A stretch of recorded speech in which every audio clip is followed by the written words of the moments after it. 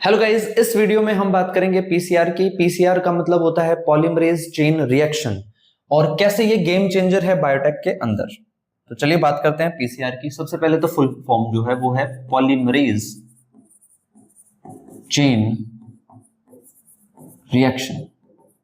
तो ये जो पॉलीमरेज चेन रिएक्शन है, एक्चुअल में ये हेल्प कैसे करती है बायोटेक के अंदर, और पीसीआर को डिस्कवर किया था या डेवलप किया था कैरी म्यूलिस।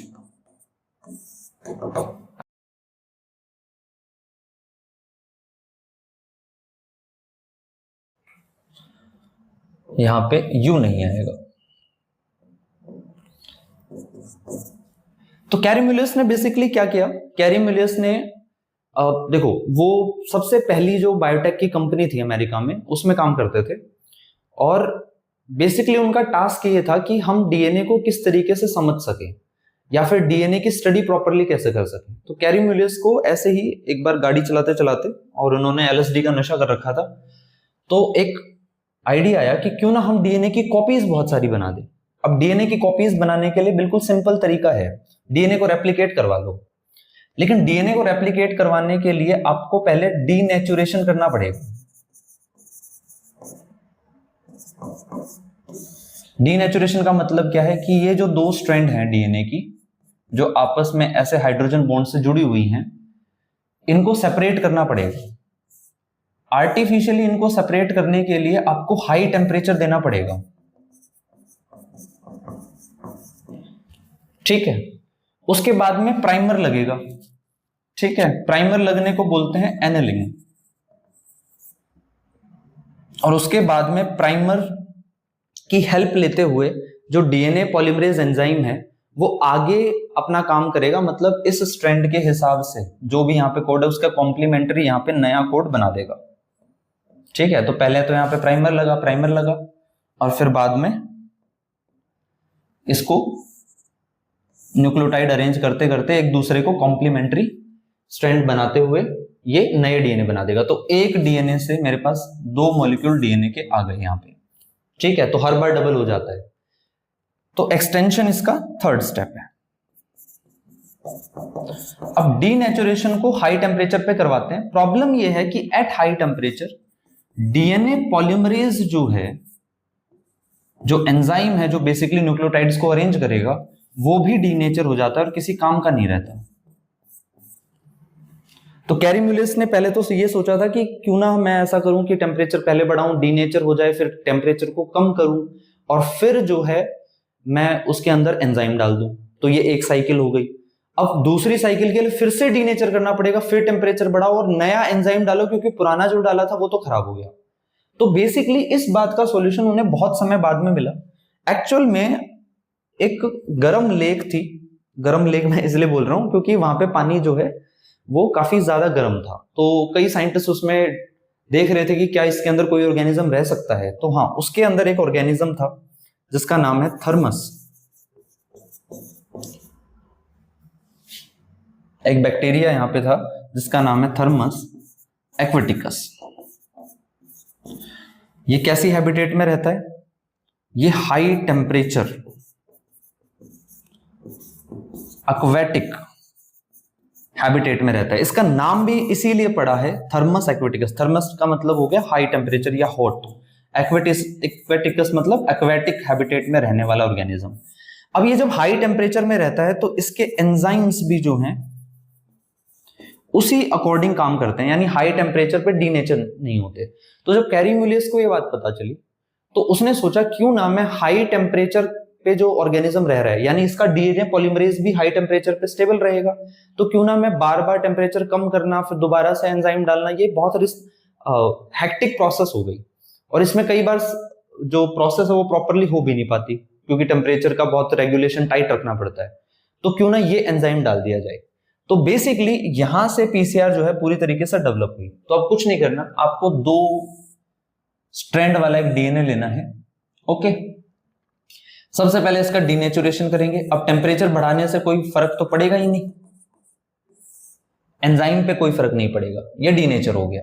चलो, ये डीनेचर हो गया, यानी पहले इसके बीच में हाइड्रोजन बॉन्ड थे, अब वो हाइड्रोजन बॉन्ड टूट गए हैं। तो एक स्ट्रैंड ये है 5 से 3, 5 डैश से 3 डैश, दूसरी वाली 3 डैश से 5 डैश।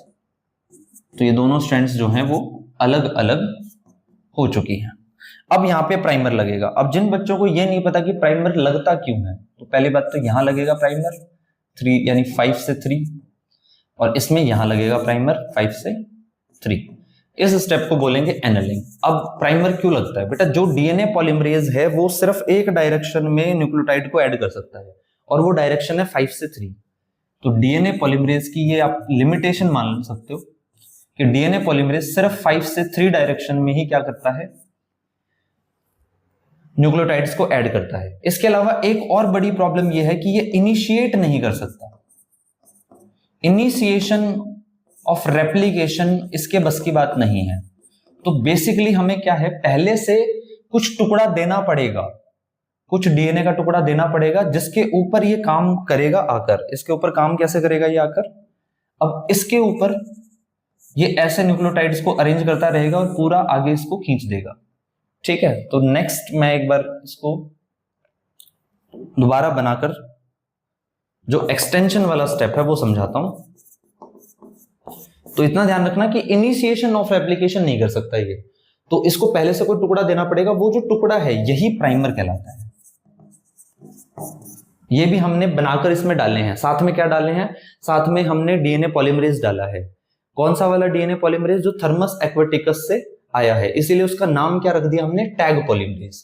तो यहां पे हम जो यूज करेंगे वो कौन सा पॉलीमरेज यूज करेंगे?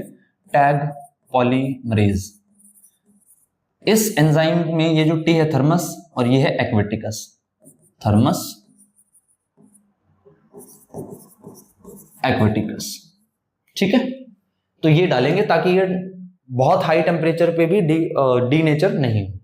तो यहाँ पे मेरे पास ये दोनों के दोनों स्ट्रैंड, और यहाँ पे प्राइमर भी लगा हुआ है। यहाँ इसकी ये 5 से 3, यहाँ पे प्राइमर ये भी 5 से 3 है। और अब डीएनए पॉलीमरेज आएगा और इसको आगे बढ़ा देगा। आगे बढ़ा सकता है, खुद से नहीं शुरुआत कर सकता। तो ये पूरी एक स्ट्रैंड बन गई। यहाँ पे ये एक स्ट्रैंड बन गई।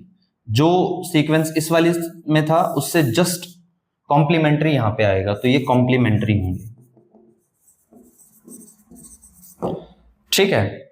और बेसिकली आप अगर एक ले रहे हो तो 2 बन गए, 2 से 4, 4 से 5, तो एक्सपोनेंशियल नंबर तक हम जा सकते हैं। इसमें एक्सपोनेंशियल इसका नंबर बढ़ा सकते हैं डीएनए पॉलीमरेज का। एक्सपोनेंशियली हम नंबर बढ़ा सकते हैं डीएनए के मॉलिक्यूल्स का। यहाँ पे तो बहुत थोड़े समय में बहुत सारे मॉलिक्यूल्स मेरे पास यहाँ पे मुझे मिल जाएंगे।